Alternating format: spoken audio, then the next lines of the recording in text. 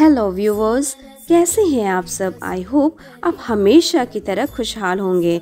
स्वागत है आप सभी का मेरे इस यूट्यूब चैनल पे। तो हमारे फेमस फेस्टिवल दुर्गा पूजा ख़त्म हो चुकी है और उम्मीद करती हूँ आप सभी बहुत ज़्यादा इंजॉय किए ही होंगे और अब माँ लक्ष्मी के आने का इंतज़ार है। दिवाली तो हम सभी मनाते हैं और ना जाने कई वर्षों से मनाते भी आ रहे हैं और इन कई वर्षों में हम ये भी बहुत अच्छे से जान गए हैं कि श्री राम के अयोध्या में वापसी के जश्न के कारण दीपावली मनाई जाती है। तो आज के इस वीडियो में हम ये जानेंगे कि किस तरह देश के अलग अलग कोनों में दीपावली मनाने की अलग वजह यानी कि रीजंस होते हैं।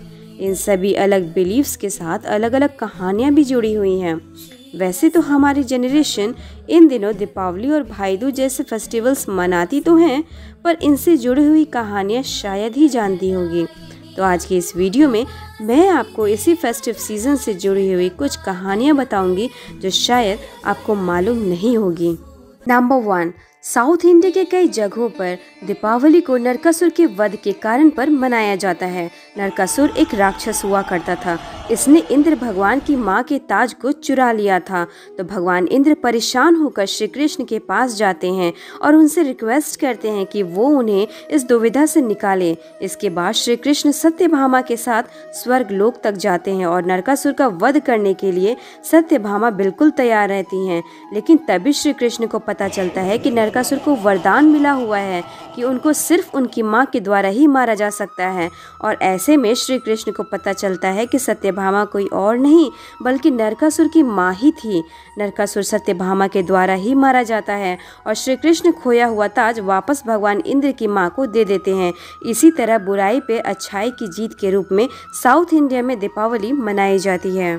नंबर 2, देश के कई कोनों में दीपावली मनाने की वजह यह थी कि श्री राम की अयोध्या में वापसी हुई थी और यही वजह हमें अपने बचपन में स्कूल की किताबों में भी सिखाया गया था और शायद आपको भी यही रीजन मालूम होगी। 14 वर्षों का वनवास के बाद रावण का वध करके श्री राम, सीता और लक्ष्मण वापस अयोध्या लौटते हैं। उनके लौटने की खुशी में अयोध्या को सजाया जाता है। इसी दिन से देश भर में दिए जलाकर दीपावली मनाने की परंपरा शुरू हुई थी।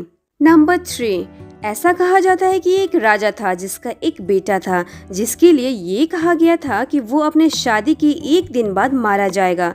राजा आखिर कितने दिनों तक इंतजार करता, इसलिए राजा ने अंत में आकर अपने बेटे की शादी करा दी और फिर उसकी पत्नी को इस बारे में पता चल जाता है, जिस वजह से उनकी पत्नी अपने पति की जान बचाने के लिए सोच विचार करने लग जाती हैं। ऐसे में रात को यमराज उनके पति को लेने के लिए आते हैं तो वो पूरे घर को दिए और लाइट से सजा देती हैं और अपने घर का सारा सोना घर के बाहर रख देती हैं।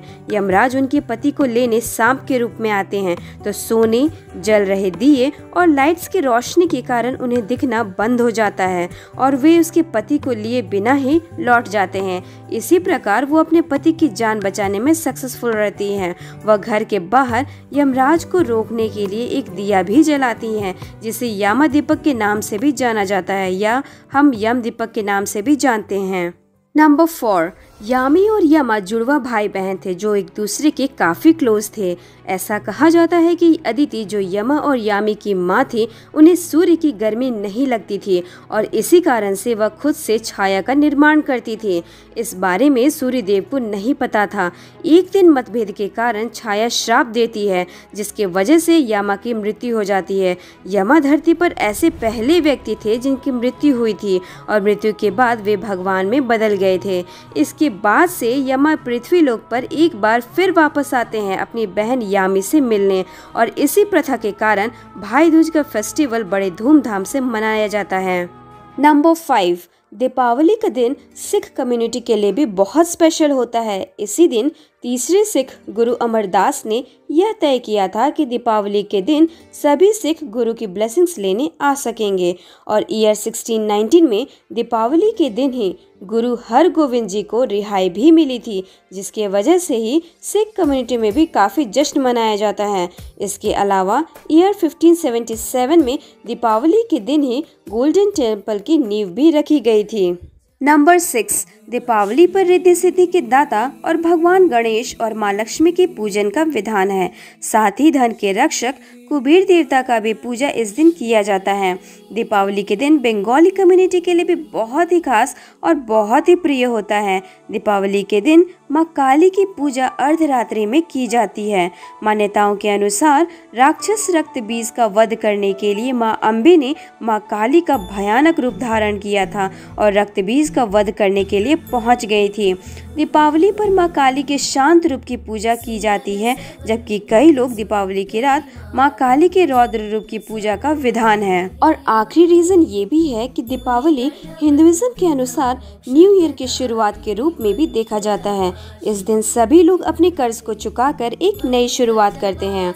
इसलिए दीपावली को हिंदू संस्कृति में सबसे बड़े त्योहारों में से एक माना जाता है और देश के अलग अलग कोनों में इसे मनाए जाने की अलग अलग रीजंस भी होते हैं। खैर, वजह कुछ भी हो, लेकिन दीपावली देश की बहुत बड़ी जनता को एकजुट लाकर खड़ा करती है। दोस्तों, अगर आपको मेरी यह वीडियो पसंद आई हो तो वीडियो को लाइक एंड शेयर करके आप हमारा मनोबल बढ़ा सकते हैं। और ऐसे ही कुछ खास एंड इंटरेस्टिंग फैक्ट्स जानने के लिए आप हमारे चैनल को सब्सक्राइब ज़रूर कर लें और बेल आइकन को दबाना बिल्कुल ना भूलें। Stay connected for more such videos. Thank you.